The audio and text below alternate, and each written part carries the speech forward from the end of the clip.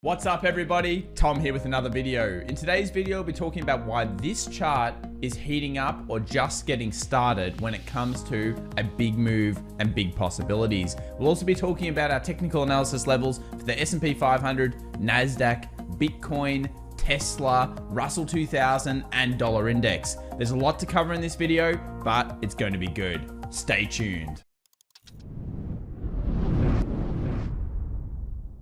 So as we like to do as a community together, let's take a look at what happened in the S&P 500 over the last 24 hours. Well, it wasn't that much really. It was basically a day of little moves across a lot of the sectors. Things like Roku though, and some other hyper growth stocks did do well. You also saw up here on the top right hand side, Starbucks, McDonald's, all these recovery plays in terms of restaurants did have a nice kind of movement through them. When we take a look at the indices, this is what happened. Straight away, you'll notice there was a little bit of exuberance in the morning for things like the Russell 2000 with some strong growth out of the gates. And then by the end, it was all flat to just basically through the middle. And this makes sense because we were at a point of heavy resistance yesterday in the Nasdaq, in the FANG, in, of course, the S&P 500 as well. Let's have a look through the actual sectors. Again, mismatch of everything. Utilities slightly up. Usually if utilities are moving too aggressively over a series of days,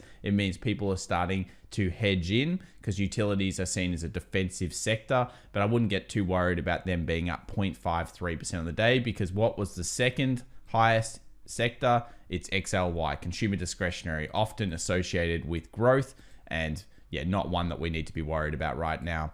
Today, we're going to get straight into the technical analysis together because this is where it's at right now. And our premonitions about the US dollar index are coming true. US dollar is continuing to weaken here into that next level and it's coming down pretty hard and pretty fast. So we had this here from yesterday. It's around that 92 zone. This is where we expect the US dollar index to probably come down to, and this has meant a little bit of risk on in the markets. So we had that initial drop through during the live stream, and then we had the same drop last night during the live stream. Two very tradable opportunities on the dollar index and the associated currency pairs if you'd like to trade currency. Nowadays, we're looking at moving it down to 92 though, and then I would expect some support to be found here by the dollar index, and I think it's all going to time very closely up with things like gold, with things like oil, etc, etc. Let's get into Bitcoin quickly because Bitcoin is still stagnating around this just under 60,000 level, 57,628 at the time of recording of this video. And I tell you what, it really is doing nothing. And this means that you really have to trap Bitcoin right now. I'm going to trap it between the 57,000 and the 60,000 area. And the reason why I'm trapping it is because even little things like the double bottom yesterday, they're not playing out correctly. Like this should have moved towards 60,000. I said yesterday, I don't think it's acting as technically as you think. And I don't believe it will until it gets out of the range, whether that's a closure below 57,000, which will expose 54,000, or whether that's a closure above 60,000, which will expose, of course, 65,000 plus. I'm not really too sure which way it's going to go at this point, but it is in a channel, in a range, and these are the two critical levels that you'll want to have on your charts. A close below 57 is bad, and a close above 60,000 is, of course, good if you're a bull, because I don't think that the next level is going to be over here. I think it's going to go much, much higher. Remember, it's all about that coiling before a key level. When it breaks out a key level, it usually explodes, and it explodes in a very, very big way. Let's move over to gold, probably the most exciting chart on the charts at the moment, and that's because of this weekly point here. You guys know I like a bit of follow through, and that's what we're getting right now. So we had a weekly hammer candle, or pin bar as many people will know it as, and now we're getting some follow through action. If we go down to the daily, there's no way that you can't paint this as a double bottom. It hasn't really come into play because remember, a double bottom only starts when you actually get through the closure point, but everything on gold is starting to point to bullish action, and 1760 is the critical resistance line. That's the line that every single trader is looking at right now. Once it gets through 1760, 1800 will be the next area.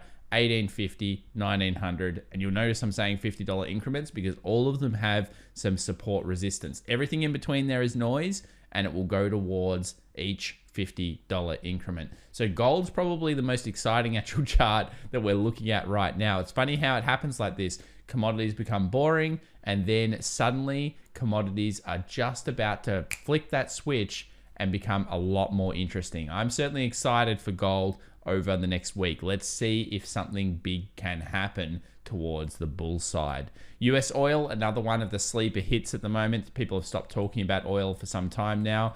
I think it's in a big channel, and I thought, well, I've got to tell the community that it's in a big channel right now so you don't sleep on it. A lot of people were sleeping on Google. A lot of people are sweeping on Apple, Amazon, all of those big FANG stocks. We were talking about as a community as being the strongest area coming into this recovery phase in tech. And guess what? It certainly was. Again, oil in the channel range. We've got resistances, we've got supports, we've got resistances, we've got supports. We've got everything going on here. Again, it breaks out to the upside. What's going to happen? Oil's going to explode. Breaks out to the downside. Technically, oil's going to explode to the downside. So there's a key bit of consolidation coming out of that Suez Canal issue and everything else that's going on in the world. And I think it's worthwhile having on the charts, always knowing where things are and setting alerts. So that's a little bit of an oil update for those oil bugs out there. 691, or oil barons, I guess you'd say. 691 on the close for Tesla. A little bit disappointing. Basically a zero-sum game yesterday. It closed 0.08% higher. That's not enough to get me excited. I would like to see above 700.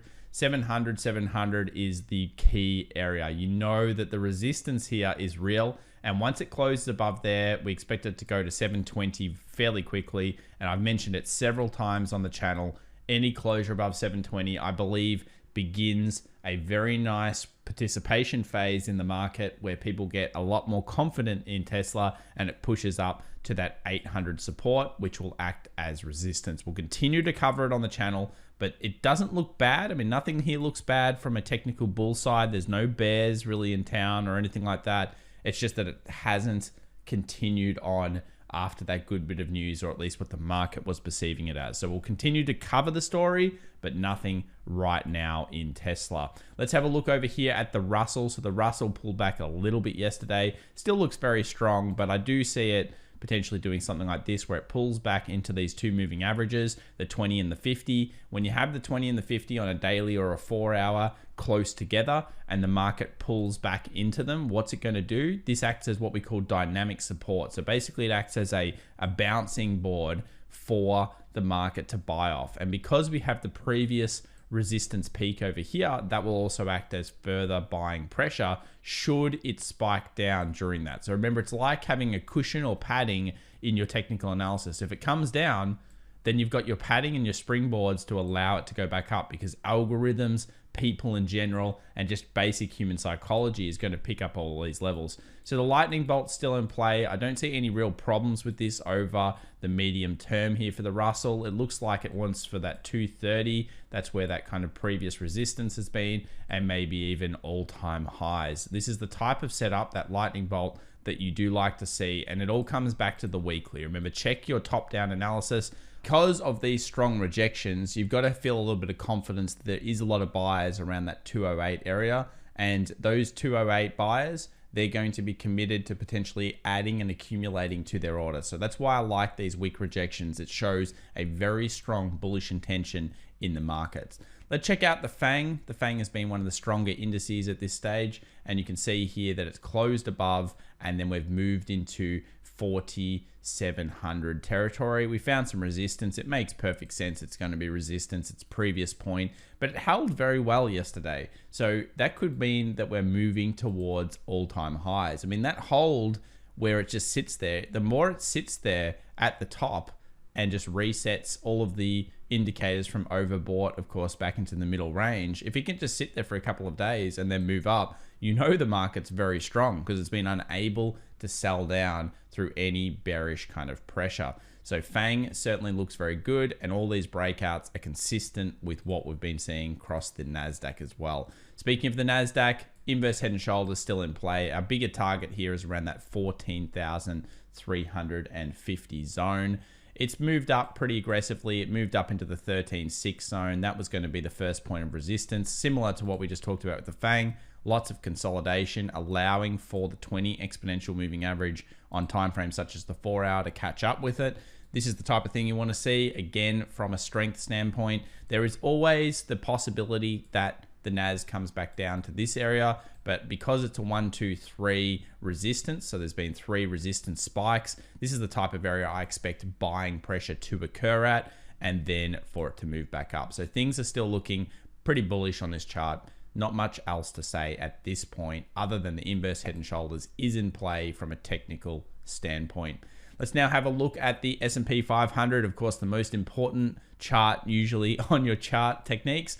And this S&P 500 is really lining up to go to our community's trend line. This trend line has been amazing. We've been using it now since December last year to predict pretty much everything to do with the markets. It's been quite strong. We've been using moving averages on the bottom end and of course our horizontal support resistance as well. But yeah, 4,073. It doesn't look like it's stopping anytime soon. It really is just going to be driven by tech. We can see the rotations come back into value. The rotations come back into recovery plays, let's call it. And now technology will be the driver for the S&P 500. If tech continues to run, expect the S&P 500 to continue to run. Is it pretty far away from things like the 4 hour 20 moving average? Yeah, you can tell it is. Look, if you go back through history, it has these spurts, but then it will start to consolidate when it moves too far away too quickly. So are we too far away? I would say we're getting a little bit close to being too far away.